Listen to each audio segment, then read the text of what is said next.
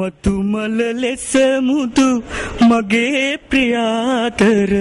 මිහිරාවිය වෙතටයි ඔබ සිහි කර කර ඔබට ලියන එක මට ඇති එක සතුටයි අපමණ සිතුවිලි බිහිවි තෙරපි එකිනෙක පැටලෙන්නේ